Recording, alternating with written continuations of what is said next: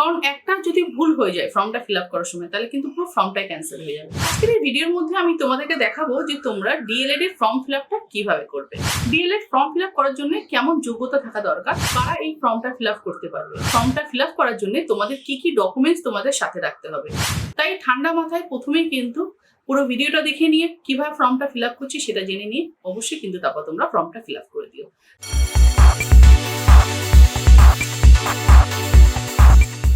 Hello everyone, welcome to a new video. কেমন আছো তোমরা? আশা করি তোমরা ভালো আছো, আমিও ভালো আছি। আজকের এই ভিডিওর মধ্যে আমি তোমাদের সাথে ডিএলএড এর ফর্ম ফিল আপটা টোটাল প্রসেসটা তোমাদেরকে দেখাবো। তার সাথে জানাবো যে দুটো নোটিশ আছে, সেই দুটো নোটিশটাও শেয়ার করবো অন স্ক্রিন। আমি সেখানে দেখিয়ে দেবো যে কি কি ক্রাইটেরিয়া আছে, কারা এই ফর্মটা ফিল আপ করতে পারবে।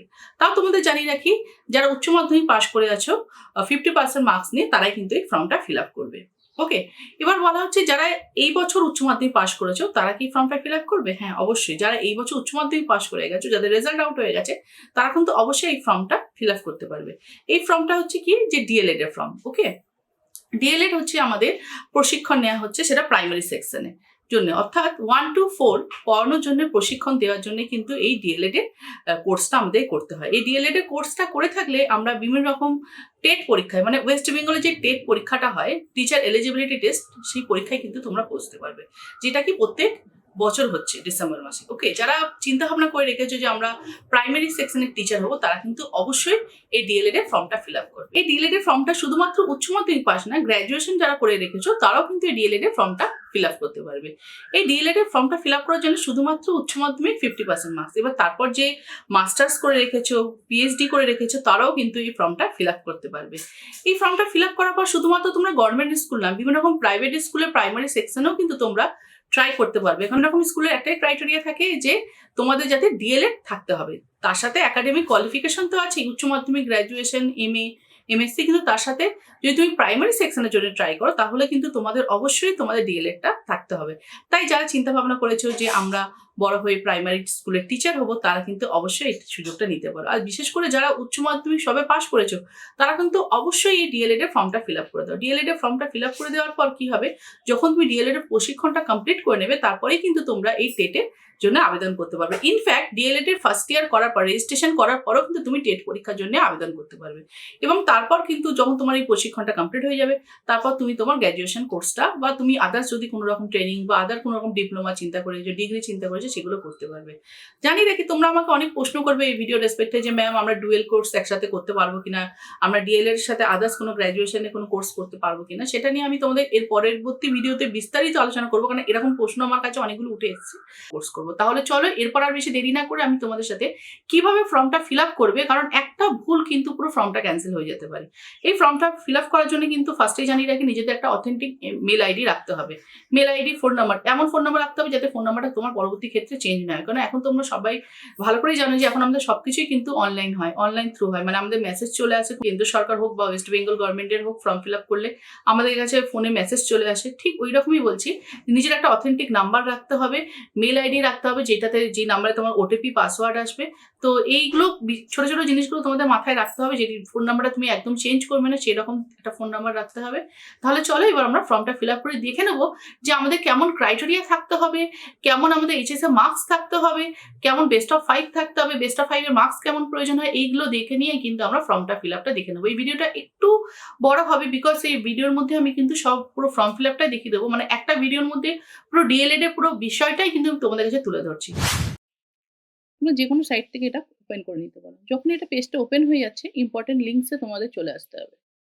ইম্পর্টেন্ট লিঙ্কস চলে আসলে দেখো তোমরা এখানে দেখতে পাচ্ছ ব্যাক টু ব্যাক নোটিসের মধ্যে online application for admission 2-year D.El.Ed course regular mode for session 2024 to 2026, এটাতে আমাদের ওপেন করে নিতে হবে।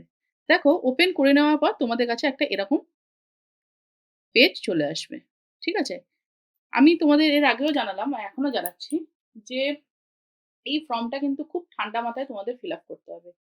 তোমরা ফর্মটা ফিল আপ করার আগে তোমরা আগে এই ভিডিওটা ভালো করে দেখে নাও, পজ করে দেখে নাও, কিভাবে করবে স্টেপ বাই স্টেপ দেখে নাও, তারপর কিন্তু তোমরা ফর্মটা ফিল আপ করবে। ঠিক আছে, আমি এখানে পেজটা খুলে তোমাদেরকে জাস্ট একটা গাইড করে দিচ্ছি, বলতে পারো ডেমো দিয়ে দিচ্ছি তোমাদেরকে আমি, তোমরা কিভাবে করবে।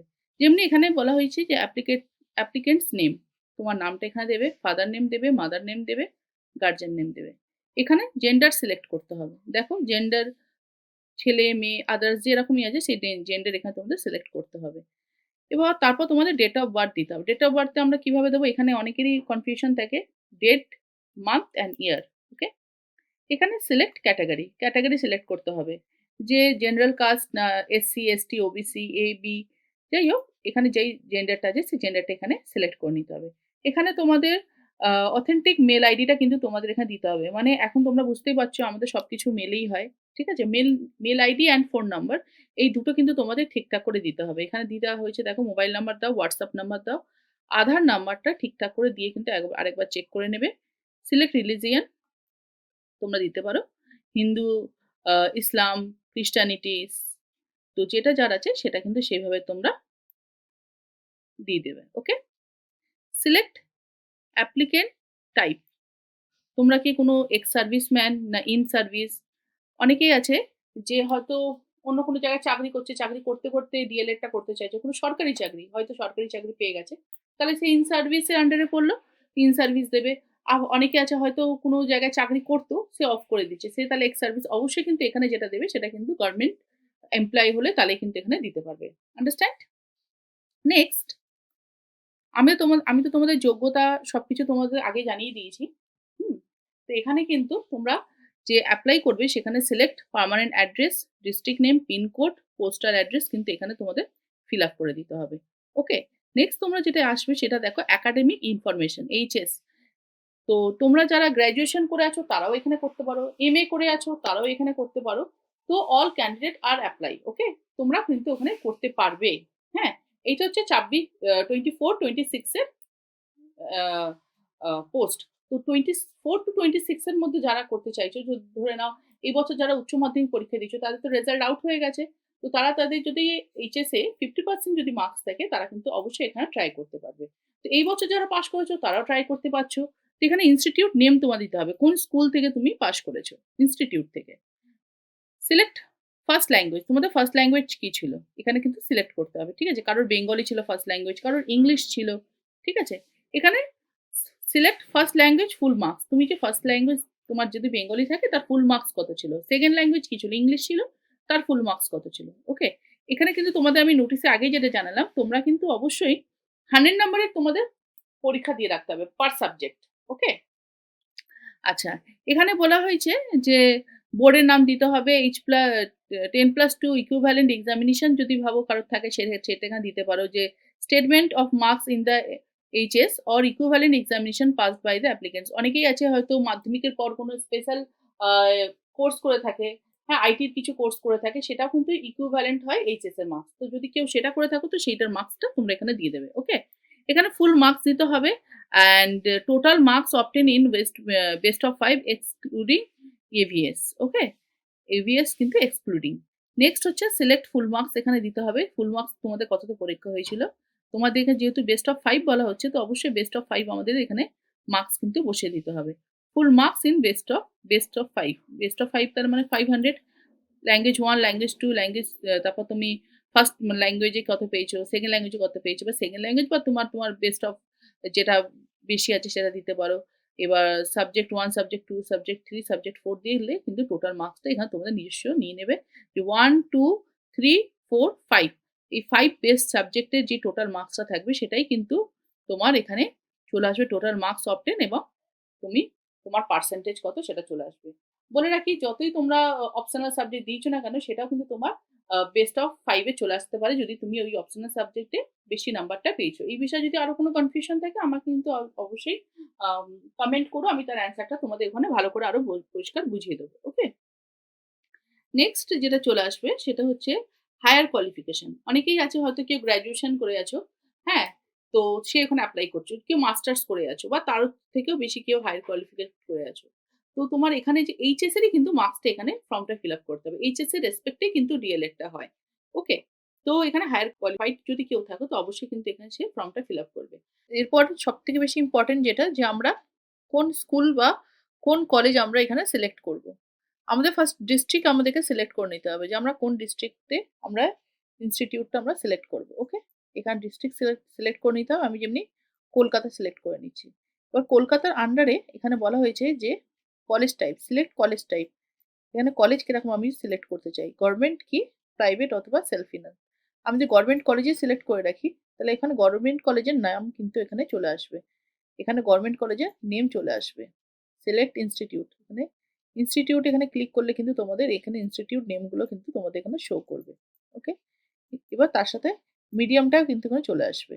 এবার যদি ভাবো এখানে প্রাইভেট স্কুল, আমি প্রাইভেট ইনস্টিটিউট সিলেক্ট করি তাহলে কিন্তু এখানে প্রাইভেট ইনস্টিটিউটের নেম এখানে কিন্তু তোমরা দেখতে পারবে। আমি যেহেতু ফর্মটা পুরোটা ফিল আপ করিনি তাই জন্য আমার কাছে পুরোটা শো করছে না। তোমরা যখন ফর্মটা ফিল আপ করবে এখানে যখনই তোমরা প্রাইভেট অথবা গভর্নমেন্ট যখনই সিলেক্ট করবে এখানে তোমাদের নেমটা শো করবে ইনস্টিটিউটের। ওকে, এখানে ডকুমেন্টস তোমাদের কি কি আপলোড করতে হবে, অ্যাপ্লিকেন্টস ফটো, মাধ্যমিক এর তোমার অ্যাডমিট কার্ড, এবং তার সাথে দিতে হবে তোমাদের এখানে যদি কেউ ইন সার্ভিস ম্যান থাকে, আমি বলেছি যেরকম যদি কারোর কেউ ভাবো যে পিএসসি পরীক্ষা দিয়েছো, পাশ করে গেছো, সে অলরেডি সার্ভিসে আছে, কিন্তু তা সত্ত্বেও তো কেউ টেট পরীক্ষা দিতেই পারো, কারণ এগুলো তো সব এইচএস এর উপরে, বা গ্র্যাজুয়েশন করে যদি কেউ সরকারি চাকরির মধ্যে আছে ইন সার্ভিস, তাও তো সে টেট পরীক্ষা দিতেই পারো। তো তারাও কিন্তু তাহলে তোর ইন সার্ভিসের সার্টিফিকেটটা এখানে দিতে হবে, অ্যাপ্লিকেন্ট সিগনেচার এখানে দিতে হবে, মার্কস দিতে হবে যে এইচএস ইকুইভ্যালেন্ট কত মার্কস তুমি পেয়েছো সেটা কিন্তু এখানে দিতে হবে, এবং এক্স সার্ভিস ম্যান থাকলে তারও কিন্তু এখানে সার্টিফিকেটটা আপলোড করে দিতে হবে। হয়ে যাওয়ার পর এখানে লিখতে হবে যে আমি সবকিছু ঠিক দিয়েছি, আমি এগ্রি বলে এখানে কিন্তু ডিক্লেয়ার করে দিতে হবে, দিয়ে সাবমিট করতে হবে। যখনই তুমি এখানে সাবমিট করছো তখনই কিন্তু আমরা আমরা আরেকটা ইন্টারফেস খুলে যাবে, সেখানে কিন্তু আমাদের দেয়া থাকবে যে আমাদের সেখানে দেয়া থাকবে যে আমরা যে ফিসটা আপলোড করব সেই ফিসটা আপলোড করার কিন্তু ব্যাপারটা ওখানে এখানে দিয়ে দিলে কিন্তু চলে আসবে।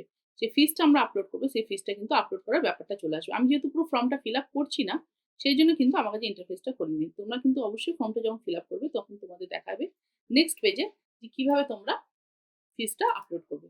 কিছুই না, তোমরা আমার ব্যাংক ট্রান্সফার করতে পারো, সব রকম ফেসিলিটিস আছে যেটা তোমাদের আমি আগেও জানালাম। দিলে কিন্তু তোমাদের এটা আপলোড হয়ে যাবে। এবং তার সাথে জানিয়ে রাখি যখনই ফর্মটা ফিল আপ করবে তোমাদের সব ডকুমেন্টসগুলো কী কী আছে সেগুলো নিয়ে রাখবে। বিশেষ করে তোমাদের আধার নাম্বারটা রাখবে তার সাথে, এবং ফাদার নেম মাদার নেম, তোমার নামে কোনো স্পেলিং যাতে রং না হয়, তোমাদের কারেন্ট তোমাদের যে পার্মানেন্ট অ্যাড্রেস আছে সেটা রাখতে হবে পারফেক্টলি, এবং তার সাথে এইচএস এর যে টোটাল 6 সাবজেক্ট আছে তার মধ্যে বেস্ট অফ 5 যেটা আছে সেটাকে বের করে নিয়ে ক্যালকুলেট করে নিয়ে কিন্তু এখানে দেখবে। ওকে, তাহলে আশা করি তোমাদের কাছে এই বিষয়টা ক্লিয়ার হয়ে গেছে। আশা করি এই ভিডিওটা তোমরা বুঝতে পেরেছো, তোমাদের কাছে কোনো অসুবিধা হবে না। ফর্মটা ফিল আপ করার জন্য যা যা ডকুমেন্টস বললাম সেগুলো কিন্তু অবশ্যই সঙ্গে নিয়ে বসো। একটা রিকোয়েস্ট রাখবো, ভিডিওটা সব ফ্রেন্ড অ্যান্ড ফ্যামিলির সাথে শেয়ার করো, একটা লাইক করে দিও। তোমাদের যদি ফ্রেন্ড সার্কেল আছে যারা এই বছর উচ্চ মাধ্যমিক দিয়েছে, বা যারা গ্র্যাজুয়েশন করেছো, বা যারা চিন্তা ভাবনা করছো টিচার হবে, কোনো ভাই বোন আছে তাদের কাছে অবশ্যই কিন্তু ভিডিওটা শেয়ার করে দিও, তাদেরও হেল্প হবে। এবং চ্যানেল নতুন থাকলে কিন্তু চ্যানেলকে সাবস্ক্রাইব করে নিতে হবে, তাহলে তোমরা এরকম বিভিন্ন রকম ভিডিওসগুলো পেয়ে যাবে। তার সাথে জানিয়ে রাখি তোমাদের ভবিষ্যতে চাকরির প্রস্তুতির জন্য কিন্তু তোমাদেরকে আমি কিছু জিকে কোয়েশ্চেন দিয়ে থাকি, সেগুলো আমার চাকরির ভিডিওর সাথে যায়। ওকে, তো চাকরির ভিডিওগুলো কিন্তু প্রত্যেকটাই ফলো করো। চাকরির ভিডিওর মধ্যে এরকম অনেক প্রাইমারি সেকশনের ভিডিও যায়, টিজিটি এরকম অনেক রকম ভিডিও যায়। ওকে, তার সাথে কিন্তু জিকের কোয়েশ্চেনগুলো আমি দিয়ে রাখি। এই জিকের কোয়েশ্চেনগুলো যদি তুমি বুঝতে পারো বা তোমার যদি মাথায় থাকে তাহলে কি হবে, যখন তুমি কোনো পরীক্ষার সম্মুখীন হবে, কোনো রিটেন পরীক্ষার সম্মুখীন হবে, তখন কিন্তু তুমি এই কোয়েশ্চেনগুলো অ্যাটেন্ড করতে পারবে। কারণ আমি বিভিন্ন রকম সার্ভে করে নিয়ে যেগুলো একদম ইম্পর্টেন্ট সেরকম টাইপের আমি কিছু 2, 3, 4টে আমি জিকে কোয়েশ্চেন আলোচনা করে রাখি। তাহলে দেখা হচ্ছে আমাদের পরবর্তী ভিডিওতে। সকলে সুস্থ থেকে ভালো থেকো, বাই।